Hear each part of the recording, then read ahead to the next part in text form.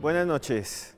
Vivimos en tiempos de transformaciones, de cambio, y aparecen entonces extrañas conspiraciones en la cabeza de muchas personas. Otros se dedican a destruir algunos objetos que creen malditos en medio de esta pandemia, de esta epidemia del COVID-19. Hoy quisimos hacer un programa especial con invitados especiales para descubrir los misterios del coronavirus.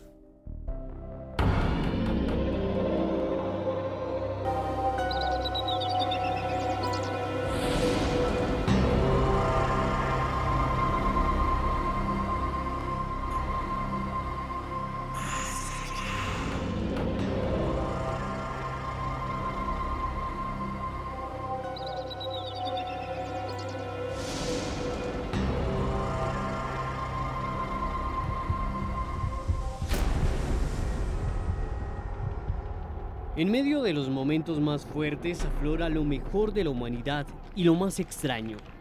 En las últimas semanas nuestras sociedades se han enfrentado a cuarentenas y confinamientos indefinidos. Nuestras ciudades se transformaron en lugares fantasmas. Animales silvestres retornaron a sus antiguos reinos. Extraños sonidos atormentaron a América en inicios de abril y fueron llamados cielomotos.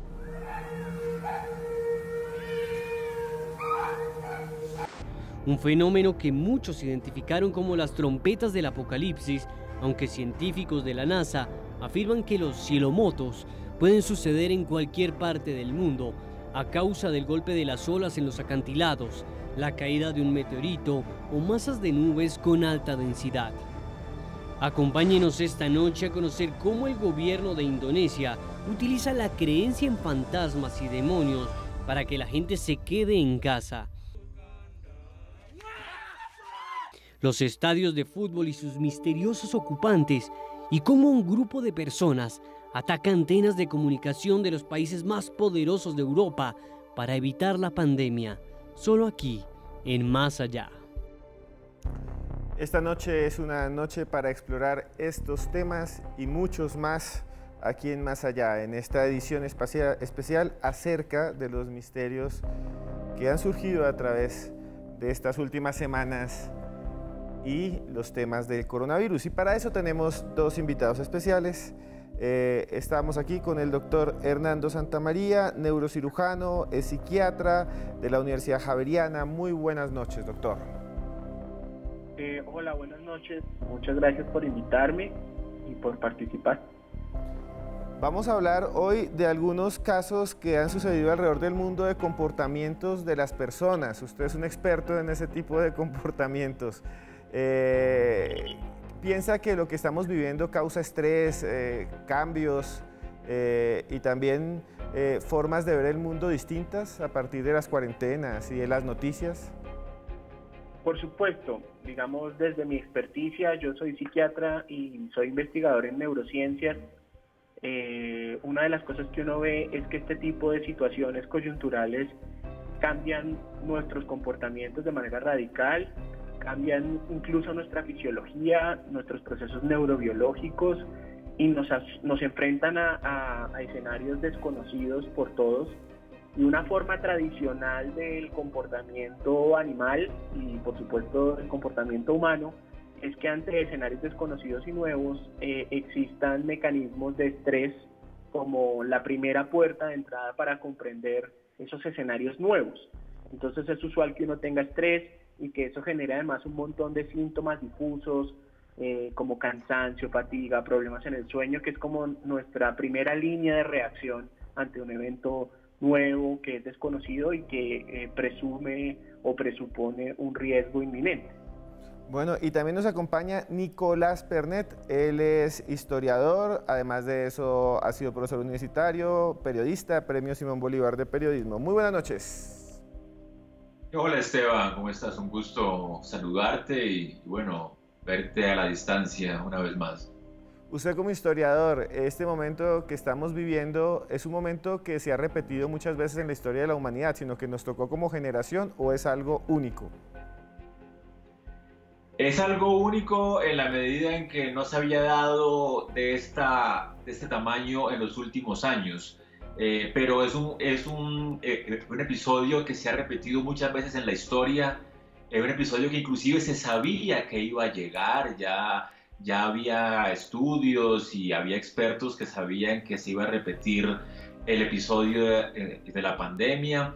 Pero es único en el sentido de que nunca antes hemos estado tan comunicados, nunca antes hemos estado tan listos para la prevención y nunca antes la cuarentena había sido global como en este momento. Ya la cuarentena era algo que se daba muchas veces en la historia para enfrentar enfermedades, pero muchas veces se limitaba a ciudades o a países. Este fenómeno mundial de una cuarentena conectada por internet sí es único en nuestra historia. Bueno, les quiero mostrar esto que sucedió en Europa. Esto que sucedió en Suecia, en Inglaterra y se ha venido presentando. Quiero que vean estos videos. Es de personas que se acercan a las antenas 5G y las queman. Van hasta donde hay unas antenas de telecomunicaciones de última tecnología y las queman tanto en Inglaterra, que son países desarrollados, como en Suecia, porque se piensa, o estas personas piensan, que esta tecnología ha provocado el virus, lo cual no tiene sustento científico. Y ahí es cuando le quiero preguntar al doctor Santamaría, que es psiquiatra, ¿por qué estas reacciones? ¿Por qué la gente sale a la calle a quemar antenas pensando que son las que producen un virus? ¿Por qué? ¿Por qué sucede? Bueno, ahí están implicados muchos mecanismos psicológicos y comportamentales de los grupos, y en particular de grupos en nuestra especie, de grupos humanos. Lo primero es que existe implícitamente en las creencias de modelos conspirativos o noticias parciales, se revela un comportamiento muy humano que es el de la desconfianza. Desconfiar de alguna manera de las teorías oficiales o de las informaciones que nos dicen otras personas. De alguna manera es un mecanismo que podríamos considerar protector. ¿En qué sentido? En que nos permite evaluar nuevas opciones para explicar un suceso, y al tener muchas más evaluaciones sobre cómo explicar un suceso, pues uno ya tiene un repertorio conocido, o por lo menos un repertorio intuido de lo que puede ocurrir, y al evaluar muchas más opciones uno podría protegerse de muchas más cosas. Lo que quiero decir con esto es, y eso dicen los estudios, es común que personas, independientemente de su nivel cultural, económico, social y su nivel de escolaridad o de formación, existe en nuestro comportamiento una tendencia a formular teorías alternativas frente a un suceso, sobre todo cuando hay sucesos muy dramáticos y muy desconocidos e inciertos como este. Ahora bien, sí que hay factores que potencian esas creencias, y ahí sí tienen que ver factores económicos, sociales y culturales, porque cuando no hay modelos estatales de alguna manera que logren disolver esas dudas, cuando no hay mensajes claros desde las instituciones que pueden regular esos mensajes, pues se crea un espacio como un abismo sobre el que pueden entrar muchos otros modelos explicativos que tienen el mismo peso que el de las instituciones, y entonces la gente pues termina angustiándose de más. Pero en resumen, es normal que los humanos tengamos una tendencia a formular distintas hipótesis para explicar un suceso, sobre todo si ese suceso es incierto, súbito, complejo y muy grande, y es un proceso que en sus estados más básicos nos permite prepararnos para distintas situaciones estresantes en la medida en que nos las imaginamos, pero cuando se hacen muy fuertes pues nos llevan a comportamientos de grupo que pueden ponernos incluso en riesgo, por ejemplo, romper estas antenas, o lo que ocurre, por ejemplo, con la propagación de teorías conspirativas sobre las vacunas, que lleva, cuando no se hace una reflexión sobre eso, a que la gente deje de ponerse las vacunas, y eso genera riesgos médicos, etcétera, etcétera. Es decir, es un comportamiento que podemos tener, pero que a veces se sale un poco de curso cuando no tenemos otras evidencias que contrasten estas verdades y nos pueden poner en riesgos. Gracias, doctor. Yo le quería preguntar rápidamente al doctor Pernet, porque tenemos a alguien más en línea. Le quería preguntar a usted, la historia ha pasado esto muchas veces. Antes no eran las antenas, pero le echaban la culpa a los judíos, le echaban la culpa a personas que ven. Siempre como un chivo expiatorio en las epidemias. Sí, ha sido algo recurrente culpar a alguien más como una reacción ante el miedo, ante la impotencia. Siempre se culpan a alguien más. Nos cuenta Tucídides que desde la peste del siglo V a.C. en Atenas, la primera explicación que se dio fue que fue un ataque de los espartanos que envenenaron el agua. Luego también, como tú dices, en la Edad Media, ante la aparición de la peste bubónica, se culpaba al judío. Que algo no muy diferente está pasando ahora con estas ideas de que la pandemia va a exacerbar la xenofobia y el rechazo a los inmigrantes y al extranjero, siempre por el miedo a que sea portador de la peste. Y la gente siempre con las nuevas tecnologías reacciona con bastante pavor. En el siglo XIX la gente no pensaba que la fotografía fuera buena porque pensaba que el alma se iba quedando cada vez más en esas placas y desgastaba el alma real. O sea que siempre tenemos una constante lucha entre innovar como civilización, pero al tiempo temer. Si hace 2 siglos a alguien le muestran esta videoconferencia que tenemos ahora, le parece un acto demoníaco. Así que sin duda ha sido muy recurrente la presencia del miedo ante lo nuevo y mucho más en escenarios de pandemia, de terror, de incertidumbre como estos. Bueno, y tenemos en línea al sociólogo y profesor universitario también Ricardo Forero, al cual saludo de una vez y le pregunto, ¿por qué surgen estas teorías conspirativas? ¿Qué reflejan estos actos como lo que vimos aquí de la gente quemando las antenas? En la historia de las pandemias hemos visto cómo se da el surgimiento de diversos chivos expiatorios. En la pandemia de la peste negra, en el siglo XIV, se acusaba a los judíos de haber iniciado estas pandemias. Y lo que estamos viendo es que como procesos culturales también se está buscando chivos expiatorios. Para mí hay una relación muy clara entre el desarrollo de la tecnología 5G por parte de China y ahora la acusación de que las antenas 5G, que es una tecnología en donde China ha sido pionera y la cual China es uno de los epicentros de esta pandemia, pueda generar estos temas. Siempre ha habido una búsqueda por una solución de carácter de pensamiento mágico, no respaldado científicamente en los orígenes de las pandemias.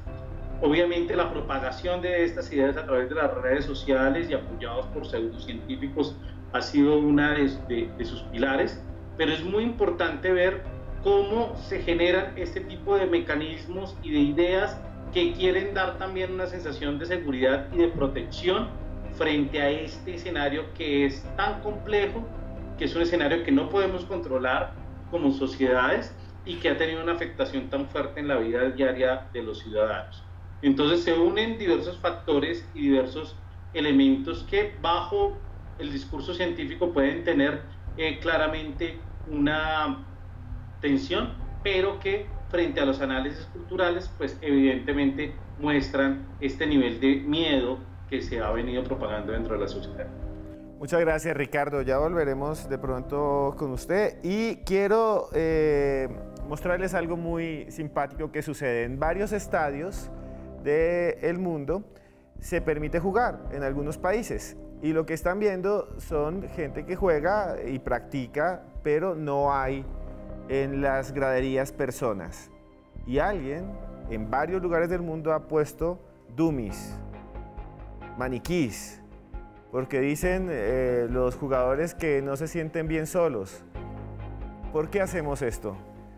Doctor Pernet, ¿por qué necesitamos de personas que sí sean falsas? Y miren, incluso colocan porristas en algunas zonas del mundo, son varios países, pero que no están exhibiéndose sino frente a maniquís, que les colocan camisetas de los equipos que juegan porque se permite jugar a puerta cerrada. ¿Qué piensa usted de esto tan curioso?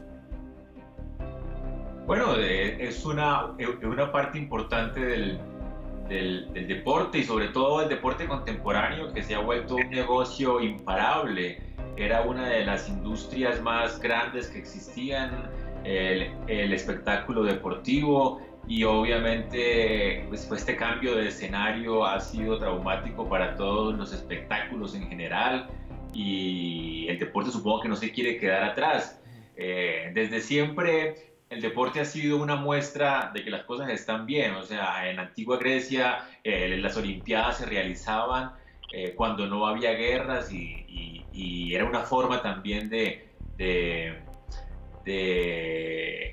como de matizar los enfrentamientos y de hacerlos más civilizados. También en el siglo XX se alcanzaron a suspender Olimpiadas como por motivos de la guerra, y cuando volvía luego la Olimpiada a realizarse, pues ya era un síntoma de que las cosas estaban bien. Creo que en este caso hacer deporte ya con Dummies sí es una muestra un poco muy acelerada de que las cosas están bien cuando todavía no lo están, pero creo que se debe al crecimiento tan grande que ha tenido el sector deportivo y el show del deporte como negocio.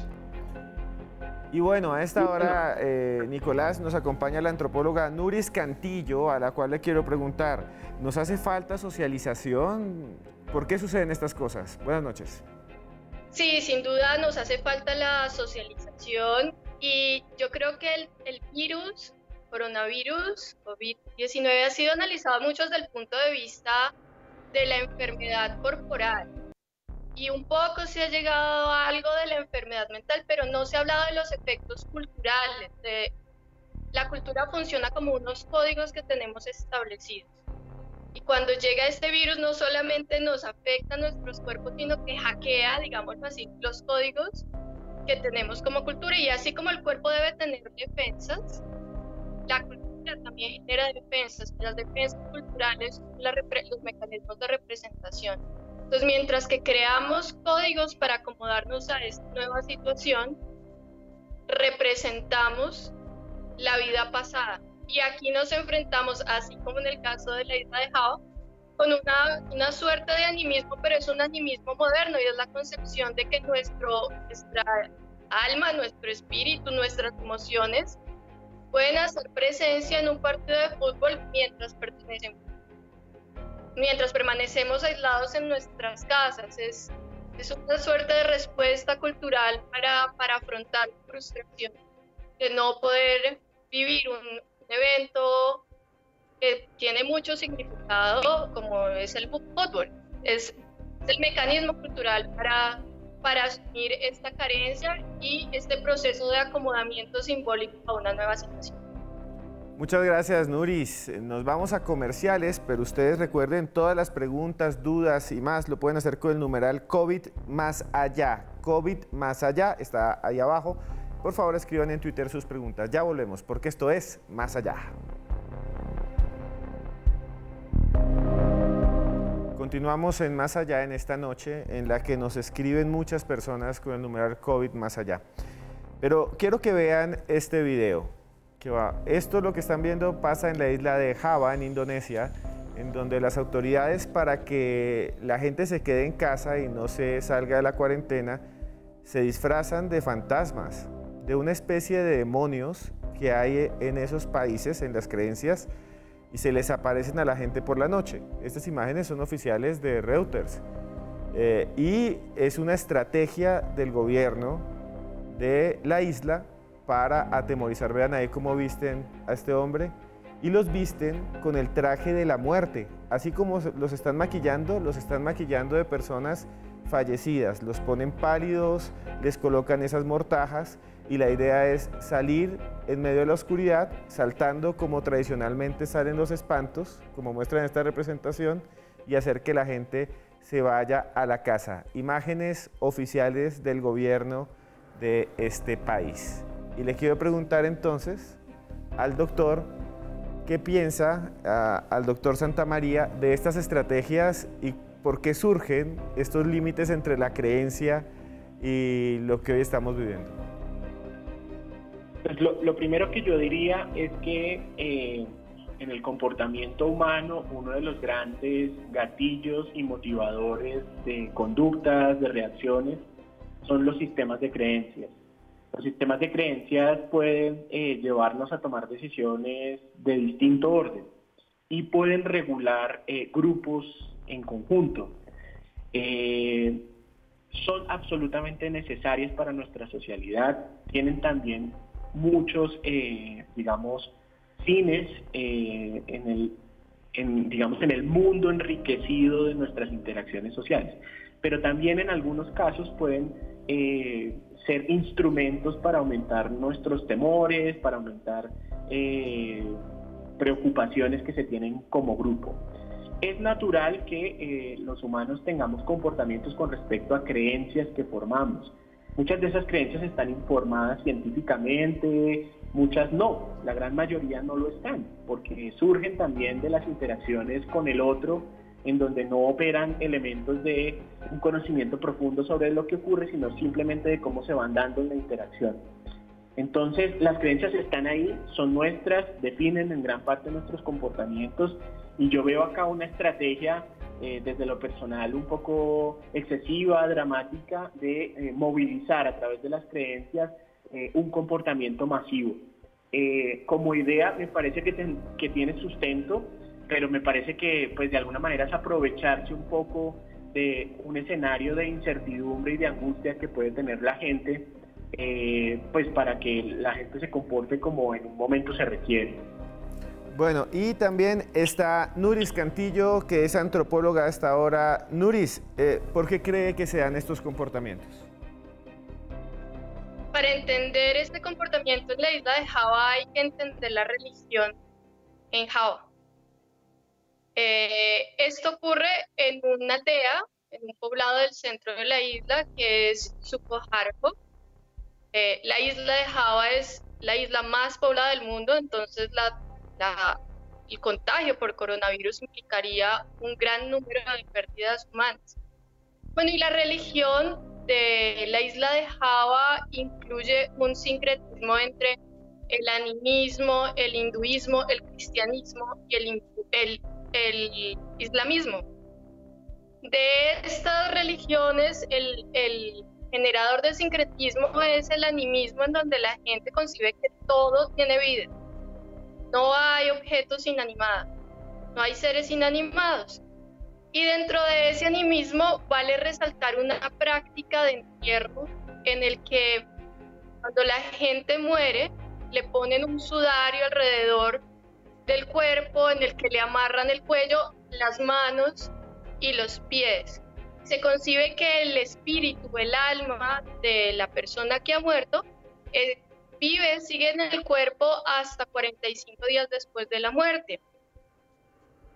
Cuando el espíritu no se va, se dice que vive entonces un pocón, que es lo que nosotros llamaríamos comúnmente como un alma en pena.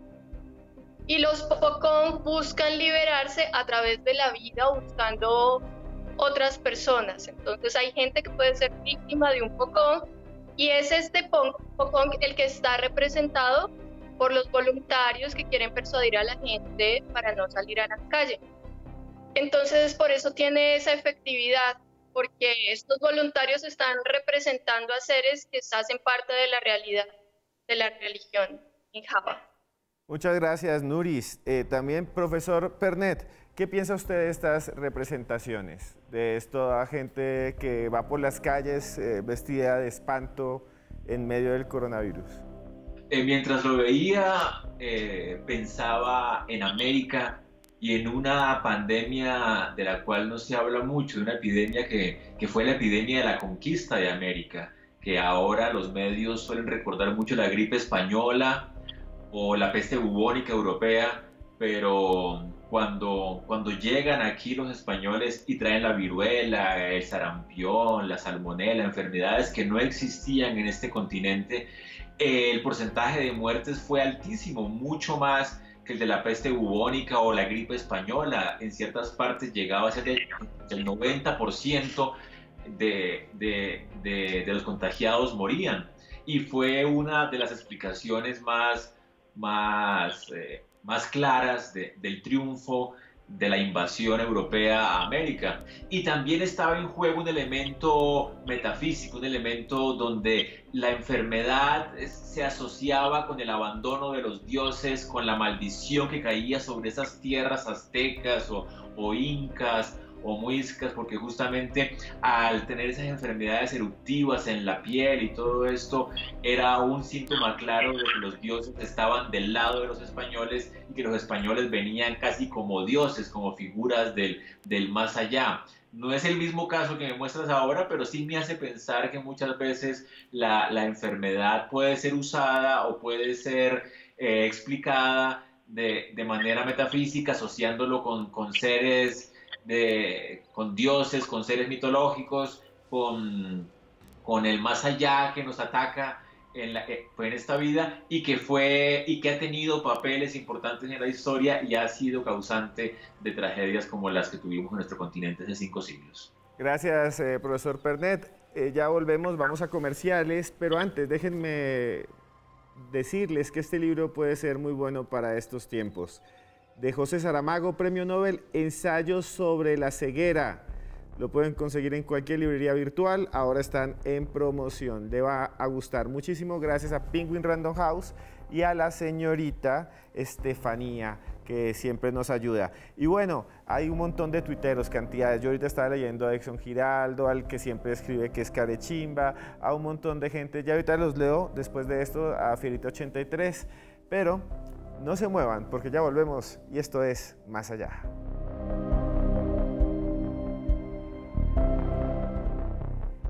Continuamos en Más Allá y estaba revisando todos los que nos escriben. Está Tripa de Pollo, Natalie Luna, No Más Yo, David, Jaime Aya, Elisa Martínez. A Elisa Martínez un abrazo muchísimo porque nos escribe muchísimo. Rafael Bermeo, R2D2, Tulio Fernández, que aquí también ha sido panelista, Moisés. A todos ustedes muchas gracias, Adrián Tepes, Bracamonte, bueno, hay un montón de gente allí. Pero ahora vamos a hablar de otro caso que está viviendo el mundo, y es que no solo son las antenas 5G, no solo son las personas que se visten de fantasmas, sino que vamos a hablar de las personas mayores que han sobrevivido al coronavirus. Y aquí las tenemos, ella es una mujer mayor, aquí en Colombia, creo que es Cartagena o Barranquilla, en la costa, que sobrevive al coronavirus a los 90 años. Y en Italia ha habido cantidades, y en España, personas de 95, 96 años, hasta de 101 años en Italia, que sobrevivieron al coronavirus, mientras muchos jóvenes tristemente perecieron. Yo le quería preguntar, profesor Pernet, ¿por qué es tan importante o por qué nos llena tanto de emoción ver imágenes de adultos mayores que sobreviven a una enfermedad en la que ellos es supremamente letal? Bueno, tiene que ver con, como las estadísticas han mostrado, que esta enfermedad es particularmente violenta con los adultos, que casi un 20% de los que la adquieren mayores de 80 años fallece. Seguramente pues esta idea de que siendo adulto adulto mayor se puede superar la enfermedad, da esperanzas a todos los demás que la podemos adquirir para vencerla. Las diferentes epidemias en la historia han sido más fuertes con jóvenes o con adultos.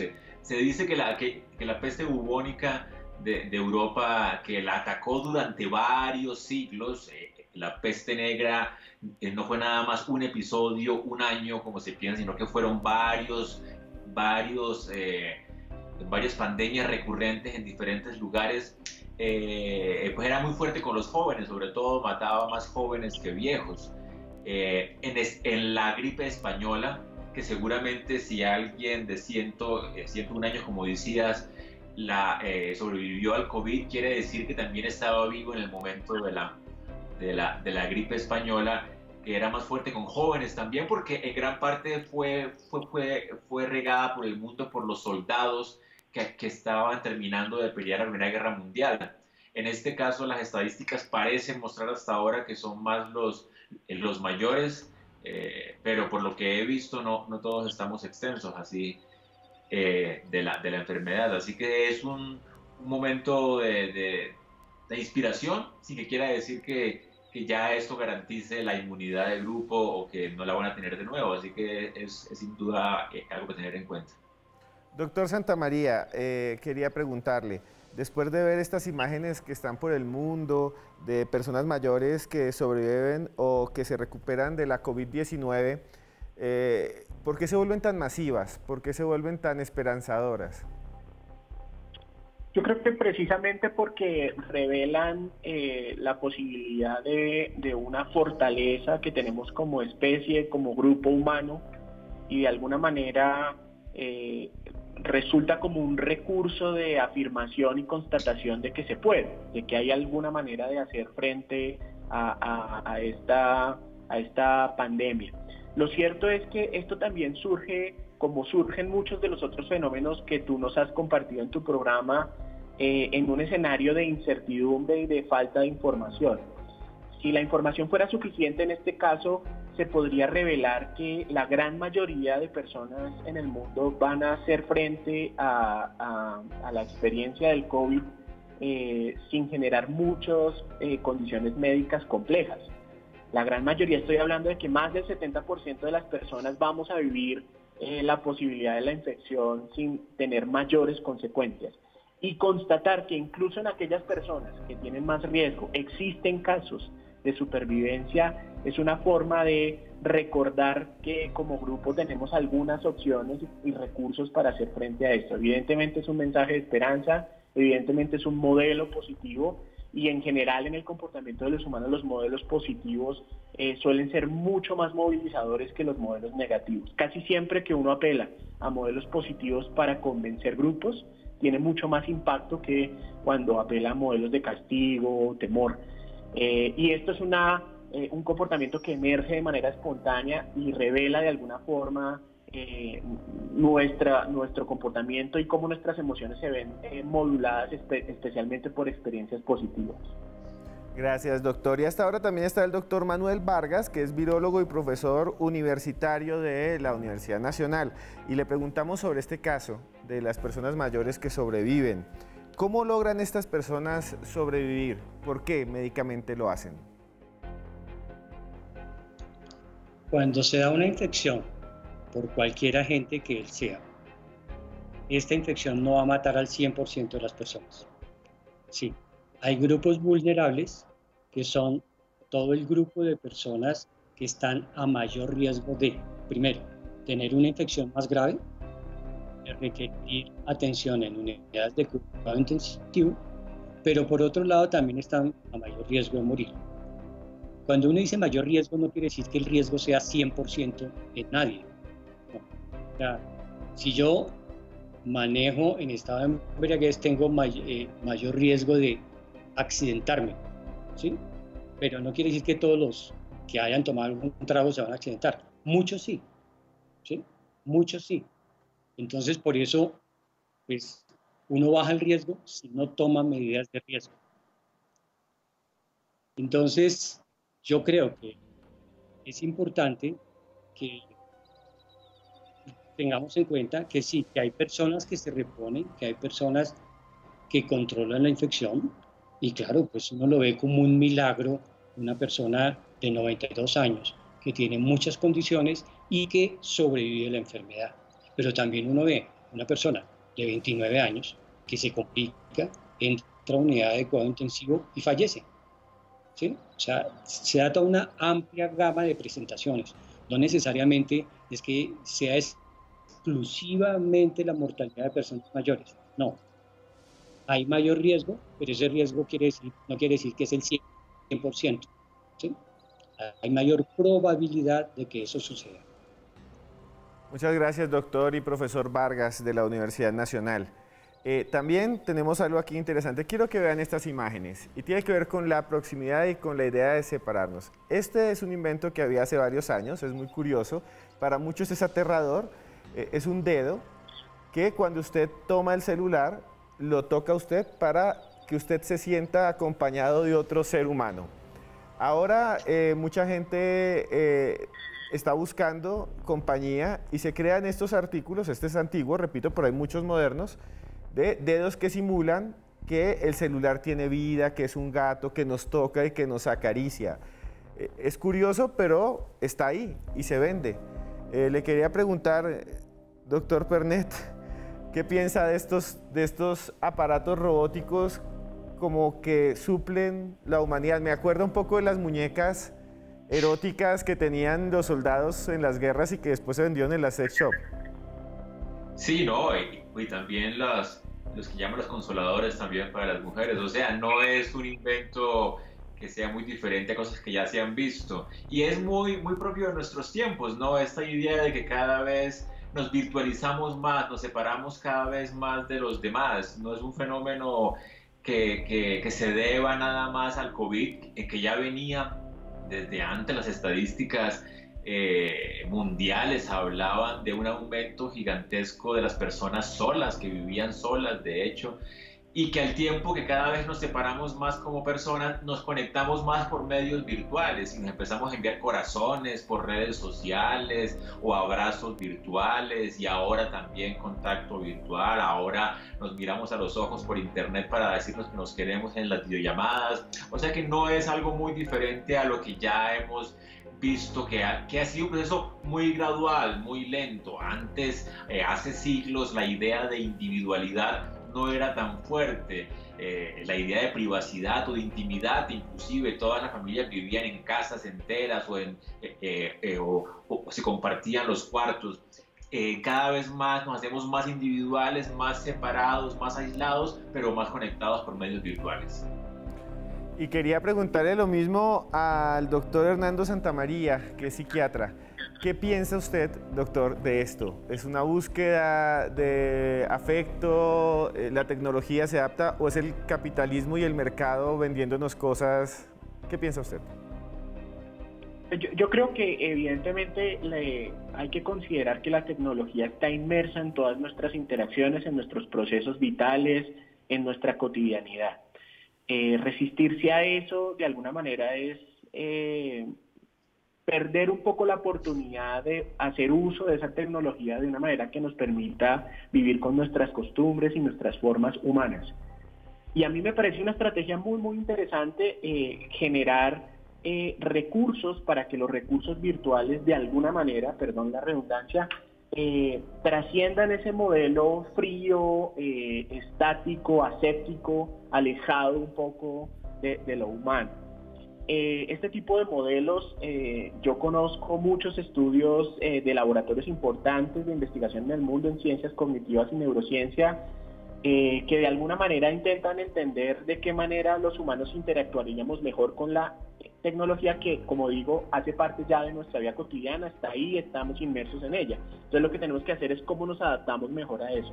Y esos estudios intentan generar modelos como de mentes extendidas, en donde de alguna manera estamos delegando, por ejemplo, en el celular gran parte de nuestra información nésica. Nosotros ya no nos acordamos de números de teléfono ni de direcciones, porque todos están de alguna forma en ese cerebro ectópico, en ese cerebro accesorio que de alguna manera se conecta un poco con cómo nosotros pensamos.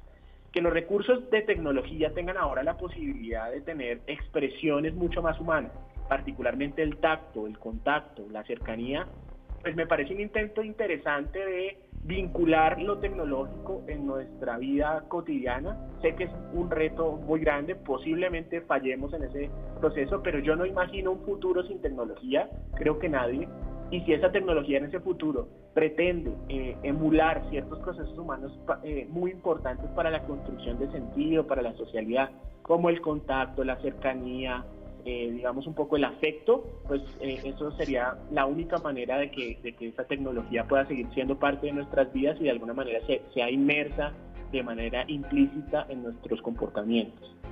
Gracias, doctor. Y hasta ahora está también el sociólogo Ricardo Forero en línea. Ricardo, que es profesor, le preguntamos, ¿nos estamos convirtiendo en una sociedad automatizada gracias a la pandemia? Es muy importante poder analizar cómo estas pandemias aceleran procesos y cambios que ya se venían dando en las sociedades. En las últimas décadas el tema de la automatización y de la robotización ha estado puesta en primer orden. la influencia que tengan el robot en los procesos de carácter industrial, en el entretenimiento, en el cuidado de ancianos, ha sido cada vez más evidente. Yo creo que este escenario de pandemia, sin lugar a duda, va a acelerar ese proceso, va a acelerar esos temas de automatización cada vez más fuerte, porque va a haber una necesidad de carácter económico y de carácter industrial. Y eso va a hacer que se profundice la idea de este proceso de automatización. Sin lugar a dudas, va a haber profundas tensiones por el impacto que pueda tener en el mercado de trabajo, en la ciudadanía, porque ahora en muchas de nuestras sociedades se ve como algo exótico, hasta algo en torno al entretenimiento, pero sus impactos van a ser muy fuertes. Hay 3 escenarios tecnológicos que nos van a tener un impacto elevado y que van a ser acelerados en este proceso. Los procesos de robotización que ya estamos viendo, el tema específico en torno a la realidad virtual, que cada vez más va a tener un impacto cada vez más acelerado, y el otro, inteligencia artificial. Entonces esos 3 elementos se van a conjugar y van a tener un papel cada vez más fuerte en estos escenarios post-pandemia. Gracias, Ricardo, por estar ahí con nosotros. Vean ustedes, nos vamos a ir a comerciales, pero antes les recomiendo este libro de la colección Primigenios del Terror de Calixta Editores. Es El Orla y otras entidades, de Guy de Maupassant. De verdad, si les gusta el terror, vayan y busquen libros de Calixta Editores, de Mafe Medrano. Bueno, muchas gracias y ya volvemos, porque esto es Más Allá. Continuamos en Más Allá en esta noche dedicada a los comportamientos o los misterios de la pandemia, con muchos invitados. Ya saben que si quieren sugerir un tema, me pueden escribir a @cruzescribiente, @cruzescribiente en Instagram y en Twitter. Y hasta ahora está Joana Arenas con su sección Más Allá Plus. Muy buenas noches, Joana.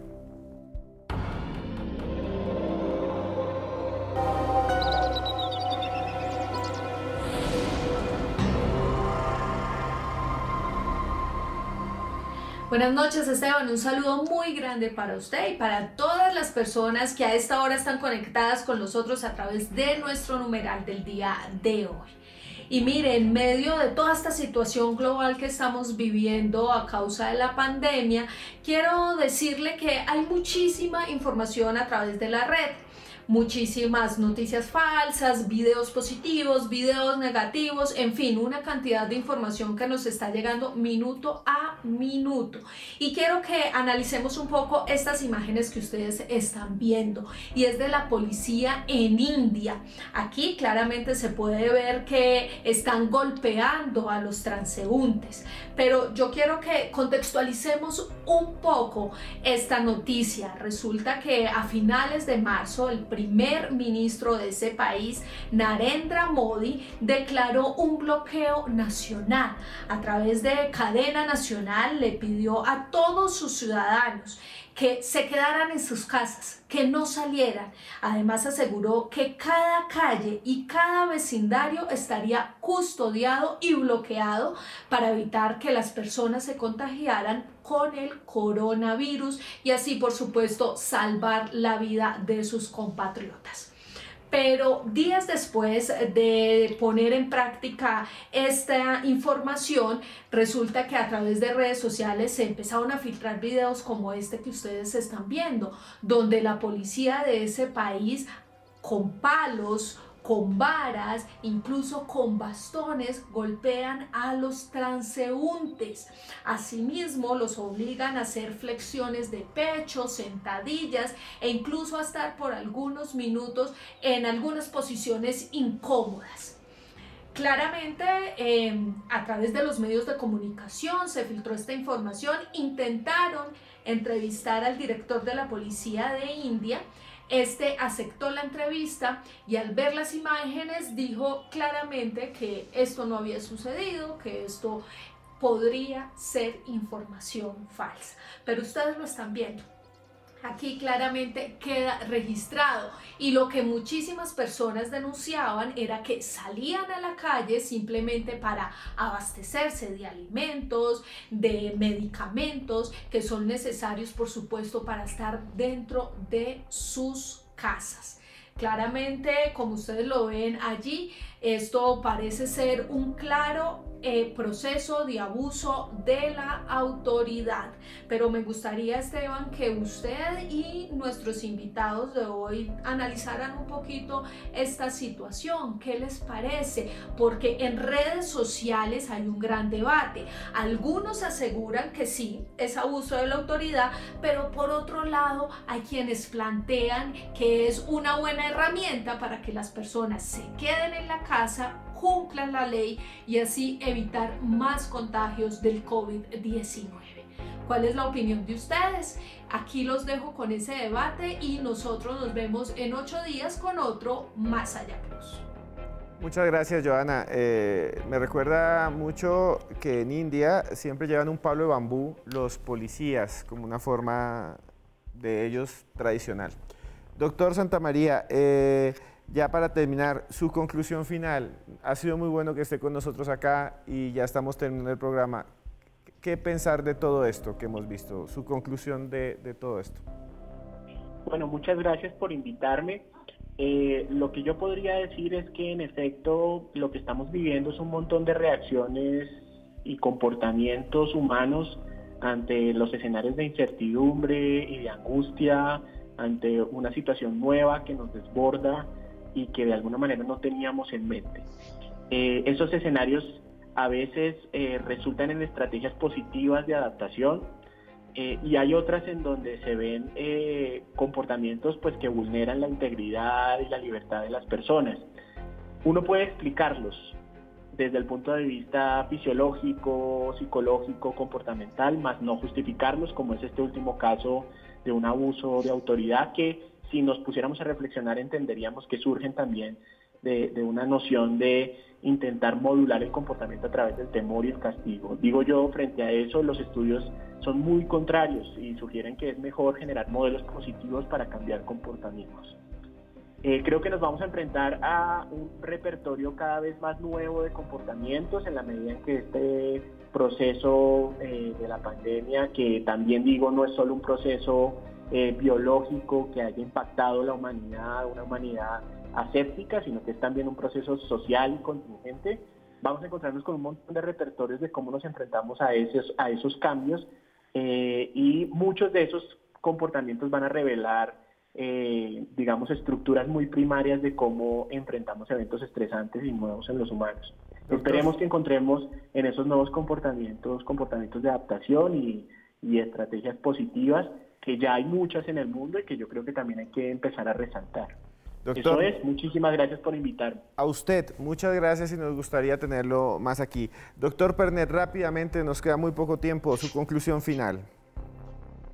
Bueno, viendo el caso de la India, es una manifestación de algo muy común, y es que ante la crisis la gente pide y acepta la mano dura. Inclusive lo que yo puedo prever después de esta pandemia es que los mecanismos de control gubernamental se van a querer reforzar, y lo peor es que van a ser reforzados con la aceptación de la gente, porque pues este COVID-19 es un coronavirus como otros que hemos tenido, como el SARS, como el MERS y como otros que tal vez vengan en el futuro. Así que es posible que las medidas de contención, de virtualidad y muchas veces de represión biopolítica, ya con cosas que ya llegan a limitar con el fascismo, van a ser implantadas, y que mucha gente las va a aceptar justamente porque le parece que es la forma drástica de pelear contra la pandemia. Así que nos vienen tiempos interesantes en los que pues toca estar muy atento a lo que pueda pasar.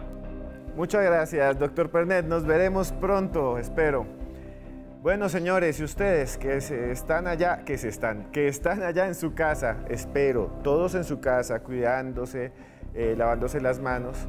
Espero que les haya gustado este programa y recuerden que por más lejos que andemos, siempre habrá un más allá. Hasta luego.